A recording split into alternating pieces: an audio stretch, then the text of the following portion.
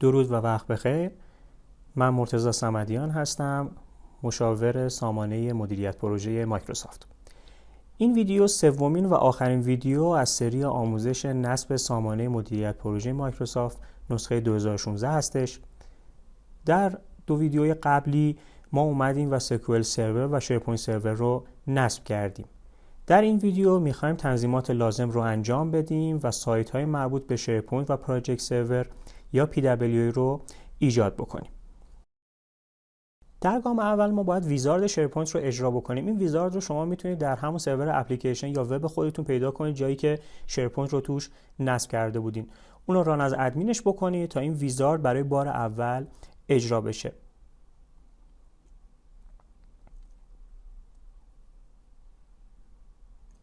روی نکست کلیک میکنیم. در اینجا به شما پیامی داده میشه که یک سری از سرویس ها مثل IIS ممکنه ریست بشن. تو اینجا گزینه دوم رو انتخاب میکنیم چون میخوایم یک فرم جدید ایجاد بکنیم و یک فرم موجود نمیخوایم متصل بشیم. در این پنجره شما باید اسم سرور دیتابیستون، جایی که سکوئل سرور رو شما نصب کردید رو باید اینجا وارد بکنید. نام ویندوز اون سرور رو اینجا وارد میکنید. در قسمت دوم دیتابیس نیم هستش که شیرپوینت کانفیگ نوشته شده به صورت پیش‌فرض اوکی هست و میتونیم همین رو حفظ بکنیم. و در بخش آخر شما باید یوزرنیم و پسورد ادمین خودتون رو وارد بکنید. یوزر و پسورد مهمی هستش چون که این بعداً به اسم سیستم اکانت شناخته میشه و کل شیرپوینت شما با این دسترسی میتونه تنظیم بشه و قابل دسترسی باشه. پس روی این دقت کنید. روی نکست کلیک میکنیم. همونطور که میبینید مقداری طول میکشه تا این یوزر پسورد با اون سرور دیتابیس شما چک بشه. همونطور که مشاهده میکنید ممکنه شما به اروری بخورید، یه اروری مثل همین که دلایل به وجود اومدن این ارور رو من جلوتر باهاتون بررسی میکنم. من این ارور رو رفعش میکنم و روی نکست کلیک میکنم و جلوتر در مورد این با هم صحبت میکنیم. در پنجره بعدی شما باید یک پسورد رو وارد بکنید که لزوما پسورد یوزر اصلیتون نیستش. این پسورد کارایش این هست که اگه بعداً خواستین سروری رو به سامانه خودتون در نقش جدیدی اضافه بکنید باید حتما این پسورد رو داشته باشید. اگه بعداً این رو فراموش بکنید امکان دسترسی و تغییر اون در داخل سامانه وجود خواهد داشت و نگرانی وجود نداره.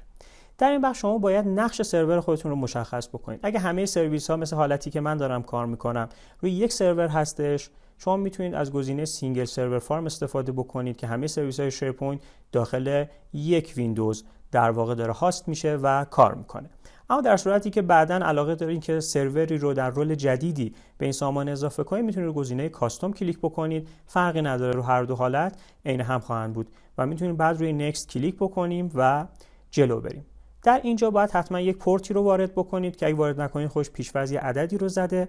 پیشنهاد میکنم اگه دوست دارین پورت جدیدی هم بزنید حتما 5 رقمی باشه چون 4 رقمی ها توسط ویندوز رزرو شدن و ممکنه بعداً مشکلی ایجاد بکنن. و روی نکست کلیک میکنیم.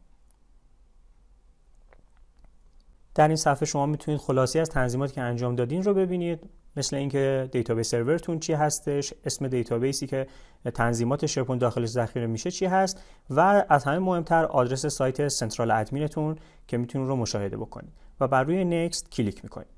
خب در اینجا در مورد اون ارور من صحبت بکنم. وقتی شما یوزر پسوردتون رو وارد کردین و نکست زدین ممکنه به اروری برخورد بکنید.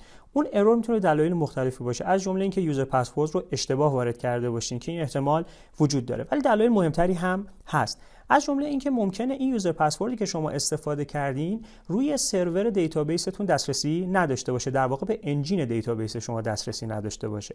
از اونجایی که من سکوئل سرور خودم رو مثل شیرپوینت با یه یوزر نصب کردم این مشکل ایجاد نمیشه.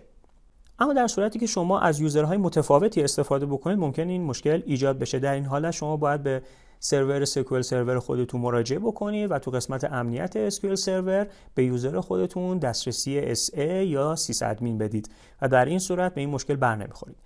و نکته دیگه‌ای که ممکنه این ارور رو ایجاد بکنه این هستش که فایروال ها جلوی صحبت کردن سرور اپلیکیشنتون با سرور دیتابیس رو بگیرن. در این حالت من پیشنهاد میکنم قبل از اینکه این ویزارد رو اجرا بکنید یا در همین حینی که ارور رو گرفتین بیاین و فایروال دو تا سرور اپلیکیشن و دیتابیس خودتون رو به صورت موقت خاموش بکنید تا اینها به راحتی بتونن با هم ارتباط بگیرن و این نصب پیش بره. بعد از اون میتونید اینها رو روشن بکنید و پورت های لازم رو باز بکنید بین دو سرور که سیستم به صورت کامل بتونه در حال اجرا باشه.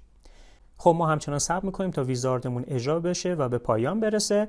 من شما رو به انتهای نصب میبرم.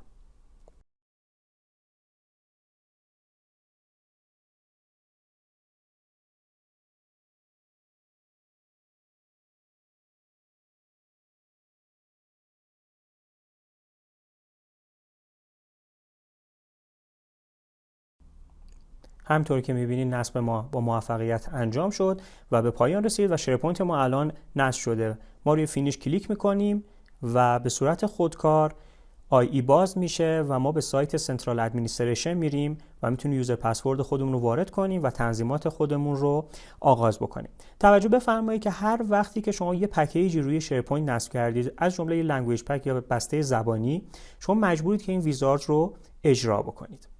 من یوزر و پسورد خودم رو وارد میکنم و روی اوکی کلیک میکنم.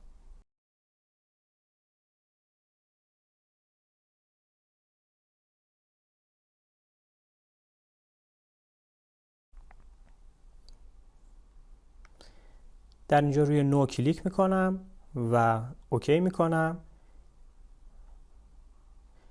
سایت سنترال ادمین شما پیشنهاد میکنه که با یه ویزارد کار رو ادامه بدید. میتونید از این ویزارد هم استفاده کنید. روی استارت کلیک بکنید.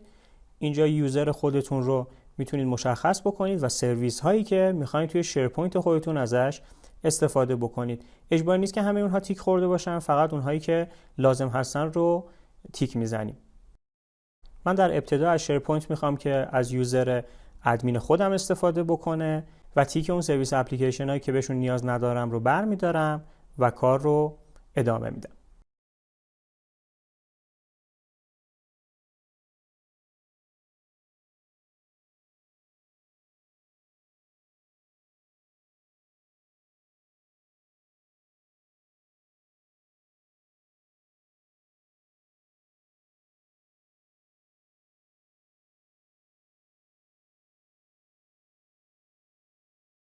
روی نکست کلیک میکنم.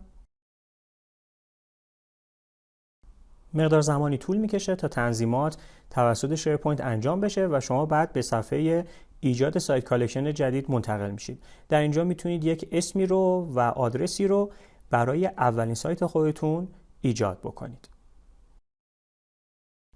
من در اینجا نام پورتال رو وارد میکنم. تو قسمت آدرس همون آدرس سایت روتمون هستش و نیازی به تغییر دادنش نیست. و در قسمت تمپلیت ها شما میتونید یک الگو رو برای ایجاد سایتتون انتخاب بکنید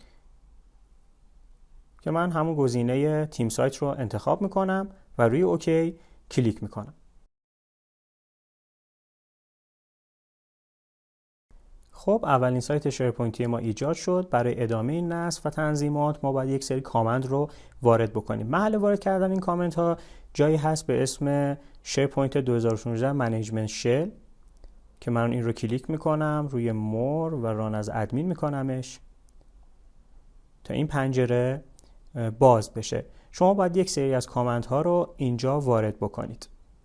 کامند اول برای فعال کردن لایسنس پراجکت سرور هستش که باید اون رو با این پایین میبینید داخل منیجمنت شل وارد بکنید و اینتر رو کلیک بکنید و همونطور که میبینید اینجا بهتون پیام میده که پروژکت سرور فعال شد.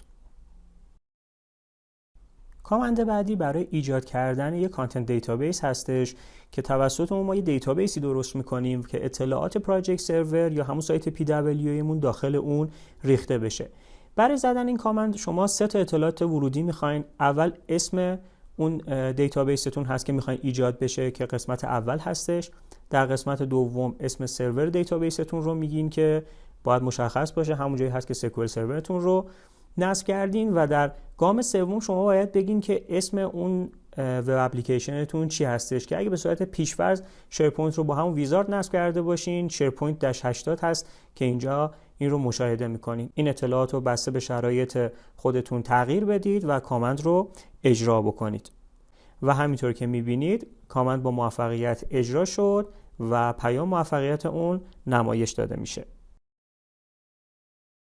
مشاهده دیتابیس ایجاد شده ما میتونیم به سایت سنترال ادمنستریشن بریم و از قسمت اپلیکیشن منیجمنت روی منیج کانتنت دیتابیسز کلیک بکنیم. همطور که میبینید دیتابیس دوم به اسم WSS Content Project ایجاد شده که تعداد سایت کالکشن های توش هم 0 هستش. به این معنی است که هنوز توش سایت ایجاد نشده. ما سایت PWA مون که کم جلوتر ایجاد میکنیم و داخل این آدرس قرار میدیم. بعدی برای ایجاد سایت PWA هست که همینطور که میبینید شما باید آدرس سایت PWA خودتون و اسم دیتابیس رو وارد بکنید. از شما یوزر رو هم خواهد خواست که با دامین وارد میکنید و اینتر میکنید و ثبت میکنید تا سایت PWA ایجاد بشه. خب همینطور که میبینید کامند اجرا شد.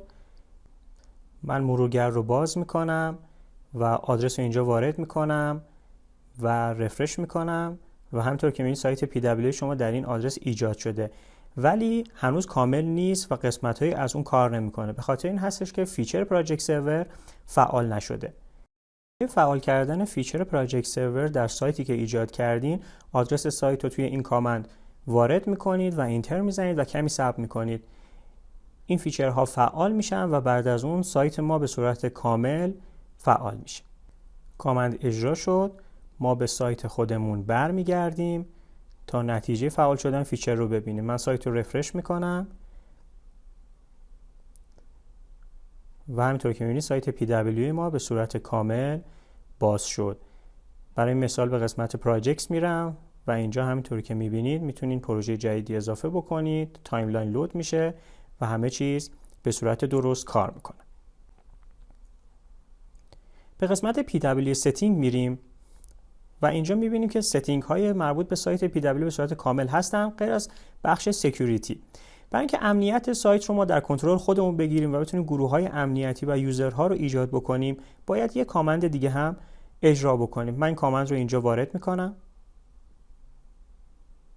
همطور که میبینید آدرس سایت توش وارد شده و اینتر میکنم تا اون اجرا بشه. کامند اجرا شد. دوباره به سایت PWA برمیگردیم. تو همین قسمت PWA setting من رفرش میکنم و همینطور که میبینید قسمت سکیوریتی اضافه شد. برای دیدن نوشته های جدید در مورد شیرپوینت و پراجکت سرور حتما به سایت من گانت سر بزنید. ممنون که این ویدیو رو تماشا کردین. لطفا لایک کنید و تو کانال ما حتما سابسکرایب کنید.